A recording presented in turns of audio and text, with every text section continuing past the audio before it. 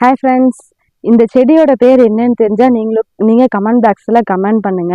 எங்கள் ஊரில் இதுக்கு பேர் வந்து கோலிஸ் கிழங்கு, இன்னொன்று வந்து மருந்து கிழங்குன்னு சொல்லுவாங்க. இப்போ அறுவடை பண்ணுற டைமு, இப்போ மழை வந்ததுனால எப்படின்னு ஒரு 10 நாள் ஆகிடும். இது அறுவடை பண்ணும்போது இது எப்படி இருக்குங்கிறத நான் உங்களுக்கு காட்டுறேன். வாங்க, மழை விட்டுருச்சு, போயிட்டு வந்துடலாம். டக்குன்னு வழுக்குதெல்லாம். ஆமாம், நாற்பட்டு இப்போதாங்க முருங்கீரை ஒடிக்க போகிறோம். இவ்வளோ நேரம் செம்ம மழை, இப்போதான் லைட்டாக மழை விட்டுருக்கு. அதுக்குள்ளே நம்ம முருங்கீரை ஒடிச்சிட்டு போயிடலாம். இப்போ இதுவும் நம்ம வெயில் தாங்க. இப்போ வந்து தென்னந்தோப்பு இது ஃபுல்லாக வச்சுட்டோம்.